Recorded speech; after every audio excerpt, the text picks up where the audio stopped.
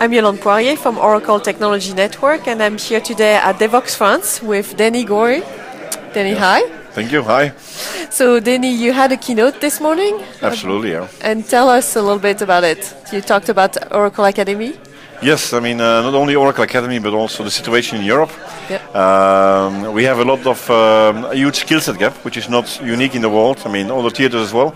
But for Europe, it's very important that we close the skill set gap because, on the one hand, we have a lot of jobs out there that cannot be filled. So, statistics and research says that if we don't do anything about it today, that there would be up to 1.3 million jobs out there by 2020 that we're not able to fill.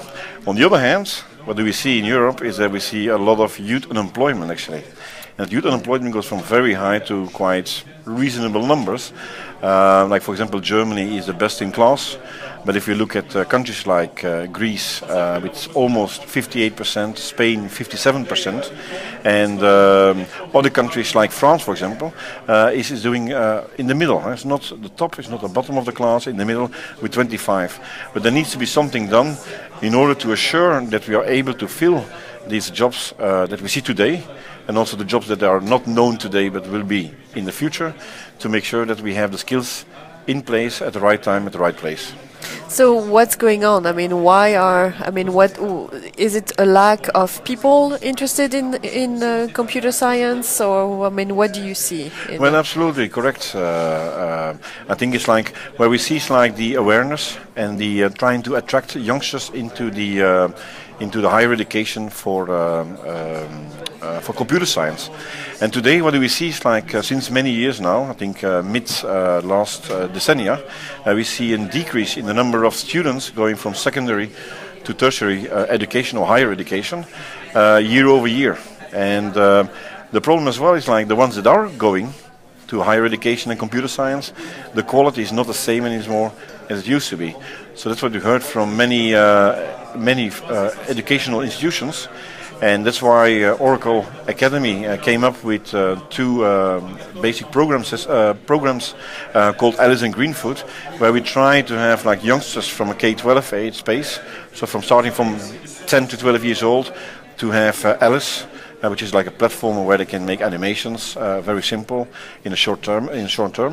And on the other hand, we also have Greenfoot, which is a little bit for the elderly, and it is even more close to Java actually, where we try to convince them that computer science is the future. It's like it's one of the few subjects that they can follow and to be thinking as much as possible out of the box instead of in the box. You know, like they do not have to color in that little part of what they're supposed to do, but they can use their imagination, their fantasy. You know, like, and I think that's one of the strongest things that we can promote to children, to become more involved. That's one thing, having the children convinced. We also need to make sure that we convince teachers. The parents are also very important for us to make sure. So all these components together should bring more students to the higher education in computer science. So what do they learn with those tools? I mean, do they learn like programming? Do they learn to think about programming? I mean, what's the goal? So really? the first steps in object-oriented programming. Actually, of course, they are too young to do the real hard coding, but it's more on a playful way. It's like where they use, they have to select a scenario. They have to drag and drop either objects. They can add some text. They can add some music, some sound around it. All these things make it that they are learning without even knowing it, because actually they're playing. And that's the only kind of, if we can call it, negative feedback we receive from Alice, is that teachers have a big issue, or sometimes an issue, by withdrawing their attention to the next topic.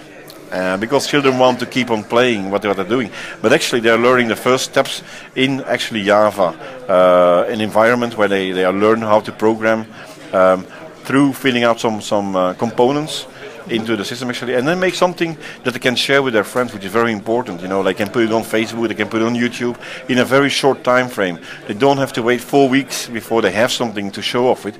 No, this can be done in a few hours, in a half a day or a full day actually.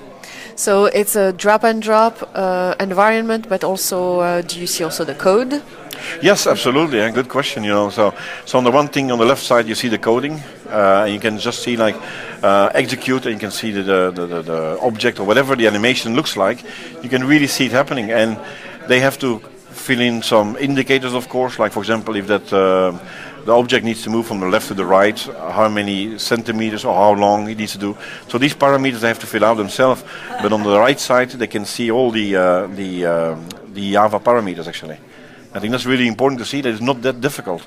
And what we see more and more, these things are not only being used for youngsters for 10 to 12 years old, but we also see more universities picking these two subjects up, Alice and Greenfoot, as summer camps to ensure that those youngsters that want to go to higher education but do not have the basic programming skills, that they can go into a summer camp and that they can at least learn before the actual academic year starts, so that they all start at the same level. I think that's also very important that we see that take up from that part of the education world as well. So where is it taught? I'm sorry? Where is it taught?